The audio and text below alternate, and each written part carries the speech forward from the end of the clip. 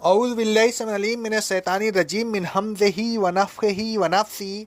سورہ بقرہ کی آیت نمبر 252 اور 253 میں اللہ رب العالمین کا ارشاد گرامی ہے: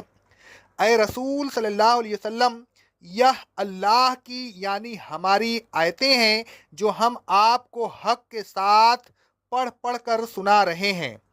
اور اس میں کوئی شبہ نہیں کہ آپ رسولوں میں سے ایک رسول ہیں۔ یہ رسول ایسے ہیں کہ ان میں سے بعض کو ہم نے بعض پر فضیلت دی، ان میں سے بعض وہ ہیں جن سے اللہ تبارک و تعالیٰ نے کلام کیا، اور بعض وہ ہیں جن کے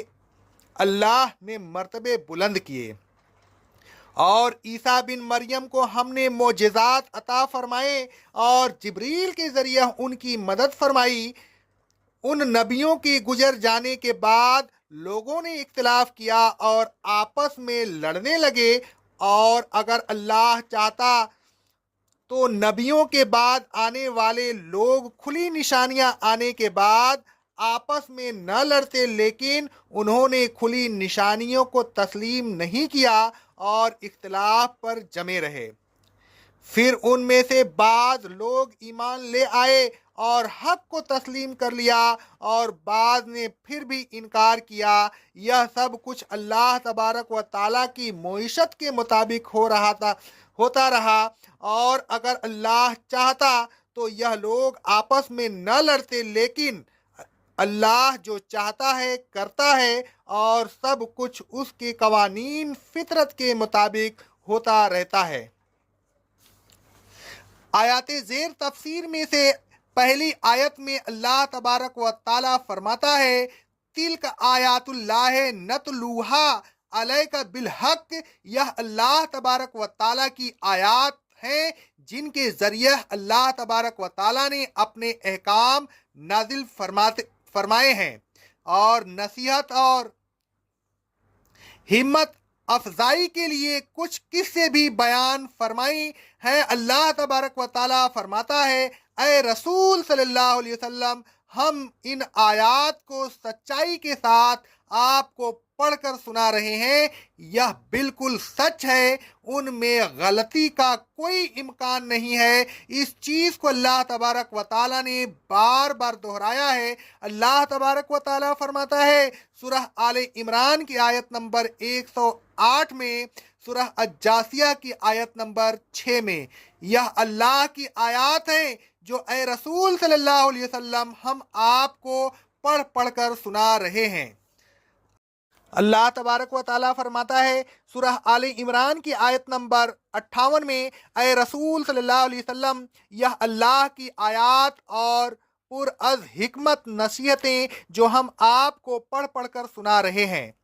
الغرض اللہ تبارک و تعالیٰ نے فرمایا کہ اے رسول صلی اللہ علیہ وسلم، اللہ تبارک و تعالیٰ کی آیات بنیاد ہدایت کے روشن دلائل اور گزشتہ امتوں کے قصے جو صحیح طور پر آپ پر وحی کیے جا رہے ہیں، اس بات کا واضح ثبوت ہے کہ انک لمن المرسلین، آپ بلا شک و شبہ اللہ تبارک و تعالیٰ کے رسولوں میں سے ہیں۔ اس آیت میں اللہ تبارک و تعالیٰ نے نہ صرف یہ کہ رسول اللہ صلی اللہ علیہ وسلم کی نبوت کا ثبوت دیا، بلکہ رسول صلی اللہ علیہ وسلم کو ایک قسم کی تسلی دی کہ لوگ آپ کی نبوت کو تسلیم کریں یا نہ کریں، بہرحال اللہ تبارک و تعالیٰ کی وحی ہی آپ کی نبوت کی شہادت کے لیے کافی ہے۔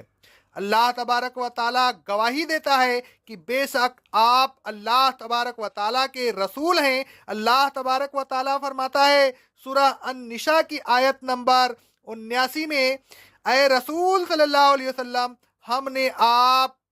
کو لوگوں کے لیے رسول بنا کر بھیجا ہے، اور اللہ اکیلا گواہ کافی ہے کہ آپ اللہ کے رسول ہیں۔ اللہ تبارک و تعالیٰ فرماتا ہے سورہ الفتح کی آیت نمبر 28 میں: وہی ہے جس نے اپنے رسول کو ہدایت اور دین حق کے ساتھ بھیجا تاکہ وہ اس دین کو تمام ادیان پر غالب کرے، اور اللہ اکیلا گواہ کافی ہے۔ اللہ تبارک و تعالیٰ ایک اور جگہ اس طرح گواہی دیتا ہے: سورہ یاسین کی آیت نمبر 1 سے لے کر 3 تک،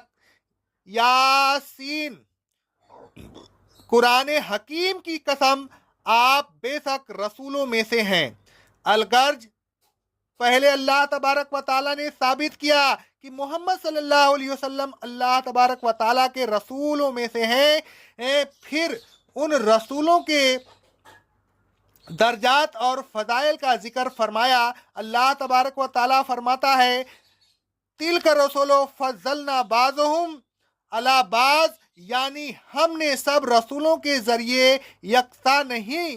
بنائے بلکہ بعض رسولوں کو ہم نے بعض پر فضیلت دی۔ ایک اور جگہ اللہ تبارک و تعالیٰ فرماتا ہے سورہ بنی اسرائیل کی آیت نمبر 55 میں، ہم نے بعض نبیوں کو بعض پر فضیلت دی اور ہم نے داؤد کو زبور دی تھی۔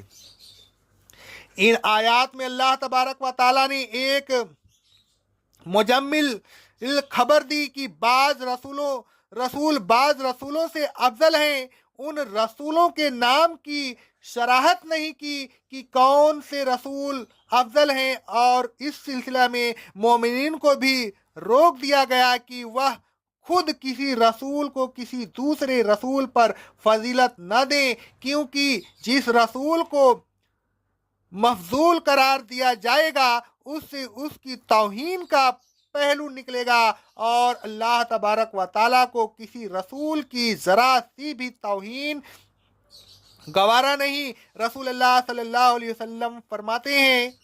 صحیح بخاری اور صحیح مسلم کی حدیث ہے، اللہ تبارک و تعالیٰ کے نبیوں کے درمیان ایک کو دوسرے پر فضیلت نہ دو۔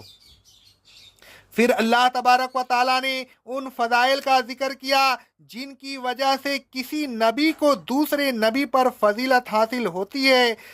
اللہ تبارک و تعالیٰ فرماتا ہے منہم من کلم اللہ،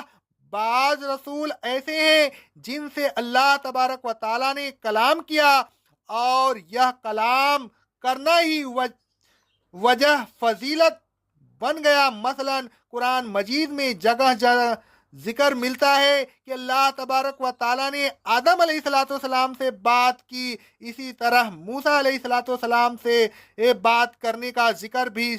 بار بار آیا ہے، بلکہ موسیٰ علیہ السلام کے اس صرف کا تو اللہ تبارک و تعالیٰ نے صراحت کے ساتھ ذکر فرمایا ہے۔ اللہ تبارک و تعالیٰ فرماتا ہے سورہ النساء کی آیت نمبر 164 میں، اللہ نے موسیٰ سے خوب باتیں کی۔ معراج میں رسول اللہ صلی اللہ علیہ وسلم کا اللہ تبارک و تعالیٰ سے ہم کلام ہونا بھی اسی زمن میں آتا ہے۔ پھر اللہ تبارک و تعالیٰ نے دوسری وجہ فضیلت بیان کرتے ہوئے فرمایا وَرَفَعَ بَعْضَهُمْ دَرَجَاتٍ، اللہ تبارک و تعالیٰ نے بعض رسولوں کے درجات بلند کیے۔ اللہ تبارک و تعالیٰ فرماتا ہے سورہ احزاب کی آیت نمبر 7 میں،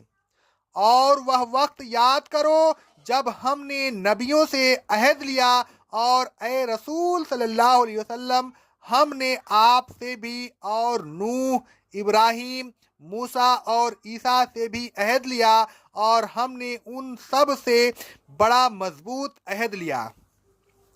اس آیت میں محمد رسول صلی اللہ علیہ وسلم، نوح علیہ السلام، ابراہیم علیہ السلام، موسیٰ علیہ السلام اور عیسیٰ علیہ السلام کا خصوصیت کے ساتھ ذکر ان کے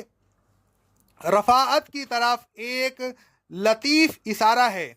ایک اور جگہ اللہ تبارک و تعالیٰ فرماتا ہے سورہ الشورى کی آیت نمبر 13 میں، اللہ تبارک و تعالیٰ نے تمہارے لیے دین کا وہی سیدھا اور واضح راستہ مقرر فرمایا جس کی وصیت نوح کو بھی کی تھی، اور جن کی وحی اے رسول صلی اللہ علیہ وسلم ہم نے آپ کی طرف بھیجی، اور جس کی وصیت ابراہیم، موسیٰ اور عیسیٰ کو کی تھی، وہ یہ کہ اسی دین کو قائم کرنا اور اس میں کسی قسم کا افتراق و اختلاف نہ کرنا۔